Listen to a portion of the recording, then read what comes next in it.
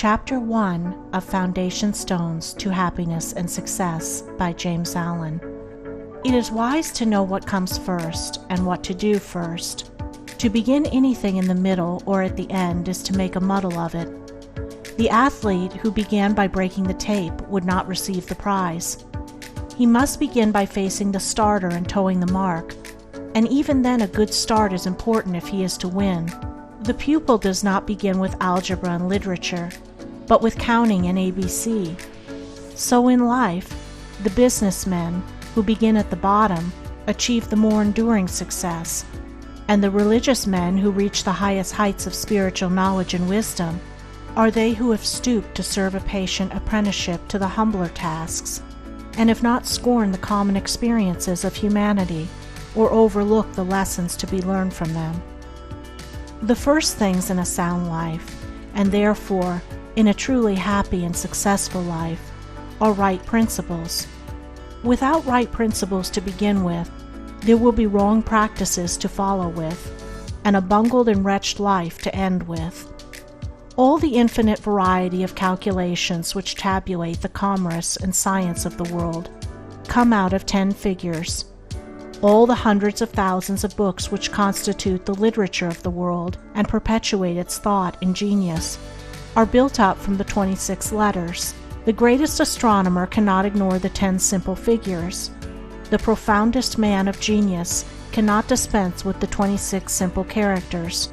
The fundamentals of all things are few and simple, yet without them there is no knowledge and no achievement.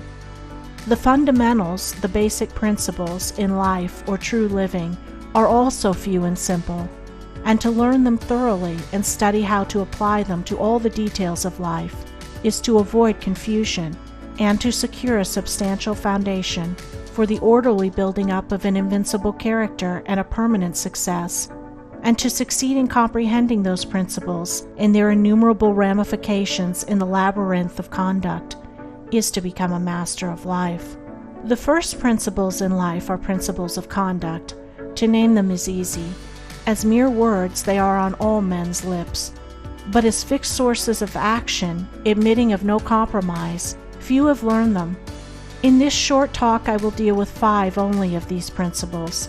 These 5 are amongst the simplest of the root principles of life, but they are also those that come nearest to the everyday life, for they touch the artisan, the businessman, the householder, the citizen at every point.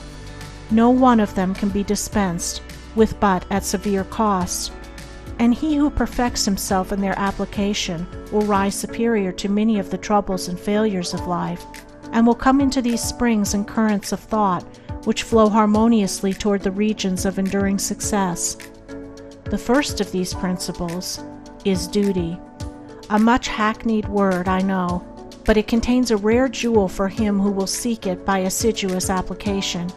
The principle of duty means strict adherence to one's own business, and just as strict non-interference in the business of others.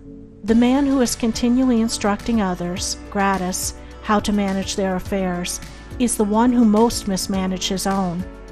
Duty also means undivided attention to the matter in hand, intelligent concentration of the mind on the work to be done.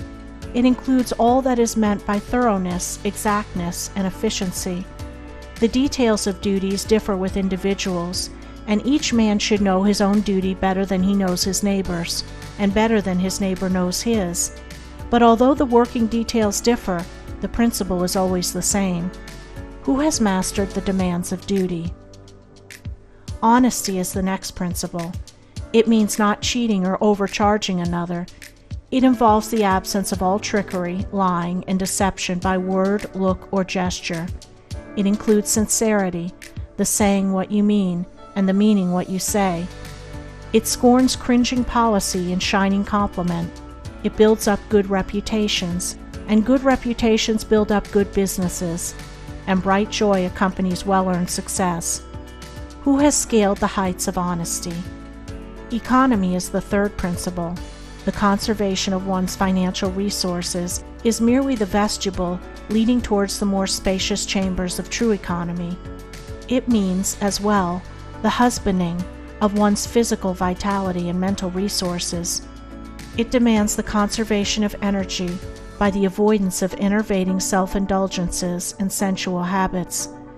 It holds for its followers strength, endurance, vigilance, and the capacity to achieve. It bestows great power on him who learns it well, who has realized the supreme strength of economy. Liberality follows economy. It is not opposed to it. Only the man of economy can afford to be generous. The spendthrift, whether in money, vitality, or mental energy, wasted so much on his own miserable pleasures as to have none left to bestow upon others.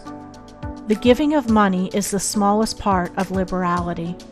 There is the giving of thoughts and deeds and sympathy, the bestowing of goodwill, the being generous towards calumniators and opponents. It is a principle that begets a noble, far-reaching influence. It brings loving friends and staunch comrades, and is the foe of loneliness and despair. Who has measured the breadth of liberality? Self-control is the last of these 5 principles, yet the most important. Its neglect is the cause of vast misery, innumerable failures, and tens of thousands of financial, physical, and mental wrecks.